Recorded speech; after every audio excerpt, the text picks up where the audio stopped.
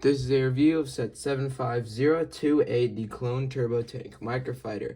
This set has 96 pieces and originally retailed for $9.99 back in 2014 and only retired a year after. And it includes one exclusive minifigure being a Phase 2 Grunt, which is the second Phase 2 Grunt that we've gotten based off Revenge of the Sith. There is one that was in 2005 and then of course one in 2024, which at the end of this review I'll be comparing every single minifigure to see which one is the best. So this minifigure is actually a pretty nice minifigure because we haven't seen him again since 2005, at least at the time of this, and it actually is pretty cool for a 2014 standards. When you lift it up, it does come with this pretty average face print that you see in most other sets, but nothing really is too different. Basically, the only difference is the lack of color from the other clones that they've made from that year. I believe they've made a bunch of other different legions and stuff, but basically they just made it in the basic Grunt, so there's not really anything too much to talk about.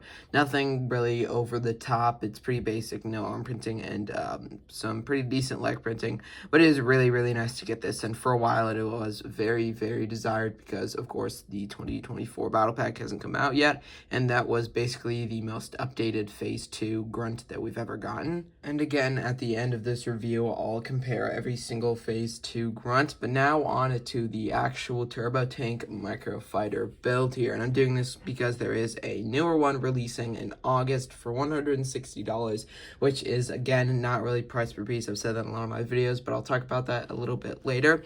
But this is a pretty basic Microfighter. I feel like the 2014 and above sort of microfighters, a lot of the older ones, I guess, were a lot better than some of them that you see on shelf right now. I believe there was some Mandalorian microfighters, of course, Captain Rex's microfighter, which has a lot of controversy, and Plo Koon's microfighter, which honestly, I like the figure, but it's not the greatest microfighter, at least price per piece. Originally, this did retail for $10, but now they can even go high up as to $15, at least for the 2025 microfighters. So it's nice to see an old one for about $10, which it has 96 pieces, so not completely price per piece, but honestly you get an exclusive minifigure, so I definitely think you got your money's worth, because now it goes for about like $65 on Brick Economy. But I definitely think this is maybe not the greatest price per piece again, but it's definitely not horrible with the exclusive minifigure that you get, and again, you definitely got worth if you sell it now and you have it sealed or even opened in a decent condition, you'll definitely get your money's worth. But now for the actual build, it has some wheels here, which I believe is the actual amount of wheels you get, which is 5 both on each side, so together 10 wheels. There is one thing that I don't like about it, and how they could have been tiled off using a 2x2 circular tile instead of using a 2x2 tile with studs on it. So that's just a small detail that I saw and that I thought would look a little bit better if it was a little tiled off. Would look a lot cleaner. Overall, I mean, it is a microfighter. I get a lot of people don't really like them, but I will actually pop the minifigure in here because the one thing I actually like about the 2025 microfighters is the stud connection. So you have him in here, right? And I believe you can lift him up pretty good, but if you actually separate the legs a lot, especially for these older ones, the legs might not be in the greatest condition, but most of the time, when you try to pop out minifigure, it'll look like that, which is not the greatest. But in the 2025 microfighters, they've definitely changed it. It was one simple piece basically, which I'll show you guys right here. Here is the piece that I'm talking about, which does allow you to connect the minifigure to the tile, but you can't easily separate it since there's only a 2 studs connection. Here it is on the 2024 microfighter, which is Captain Rex's here. You can just pop it in there, pretty simple, and it actually works a lot better than some of the older microfighters. I used to collect a lot of them, and I do have a lot of them in my collection, but now I will pop him in there, and you can see that it won't actually separate from the legs. So that's a pretty easy fix, honestly, on Lego's part, and I definitely think the piece existed back then. So I'm not going to critique it too much because, again, it was 2014, but still, I think that definitely improved and shows how microfighters did technically get a little bit better in the upcoming year. But they do have these actual binocular pieces. I guess not for Star Wars, they have a different micro binocular piece, but for the like city theme, I guess in 2014 they had these binocular pieces as some of the shooters, as well as some flick fire missiles, which was the common I guess, form of stud shooter. There were stud shooters, flip fire missiles, and spring-loaded missiles. Flip fire missiles were popular, I guess, the most in 2014. But now in 2025, all you really get is the stud shooters. Again, I'll show them on Captain Rex's microfighter. But even before this, they had a different, more rounder version of the stud shooter, which didn't use the toweled-off stud. It used a full stud. But again, you can roll the wheels pretty nice, and I guess it does make a turbo tank main like outline of a turbo tank. Again, I get a lot why people won't like these microfighters, because there's not really a purpose besides, I guess, display. It's cool to have some older ones, but you can't really use it in a ton of mocks. But if you're building like a micro version of Kashyyyk, this could be a really cool area to put it in. And also, this box art is not lying, and it actually shows Kashyyyk instead of, I believe it was Megiddo in the newer turbo tank, which doesn't really make sense. The figures are based off the same planet that's in, but the actual build isn't even based on the planet. It should be on Kashyyyk, not in Megiddo from the Order 6016. But overall, it's just a small microfighter. It fills a spot for the microfighter in a year. I'm not sure how many microfighters comes out in a year.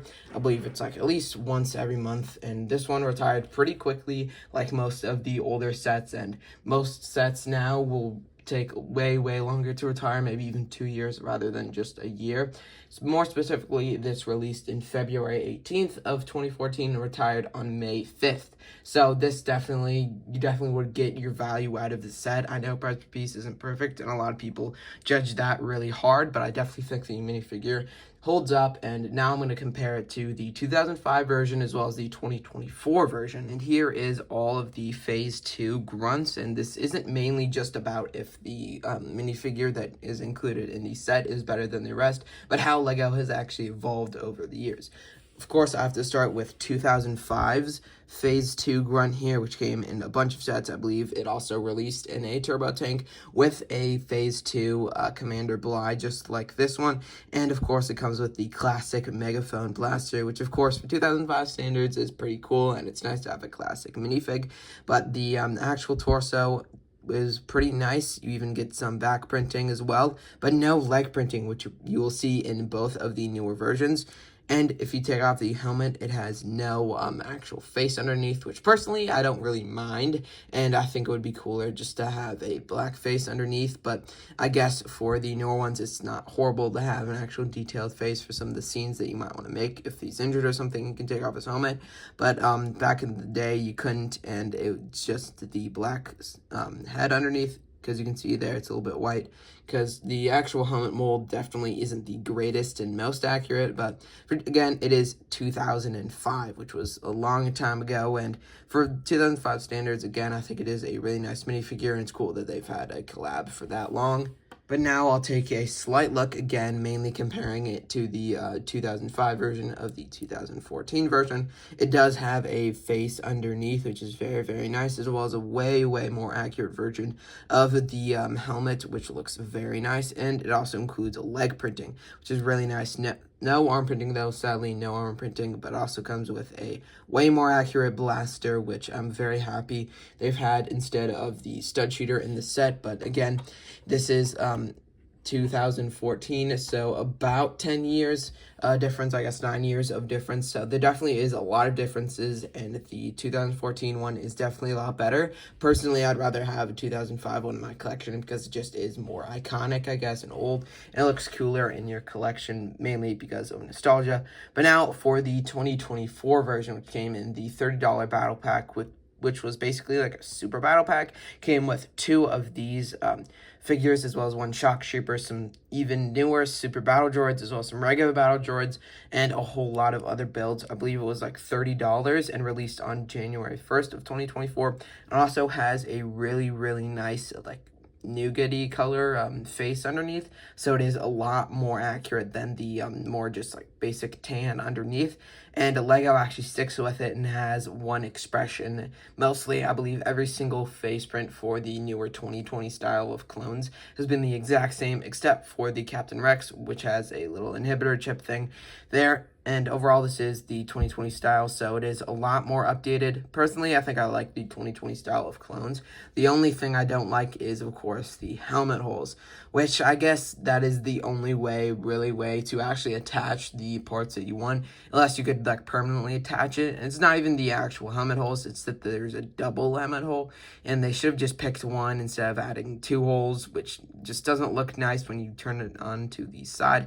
But besides that, honestly, I really like the minifigure. Again, not even the fact there is a helmet hole, it's just that it's in the wrong place, which kind of sucks. But overall, I still think it's definitely some slight improvements from 2014, but there wasn't a whole lot to improve besides arm printing. But honestly, that would be a little much because most people are trying to build a full clone army, and it would cost them a lot more with arm printing, and I don't feel like it's that necessary. But if it is like some general or captain or something that comes in like a $140 set, then I definitely think it should include arm printing and, of course, a waist cape or comma. But it definitely is really cool to think about all the clones that we've gotten.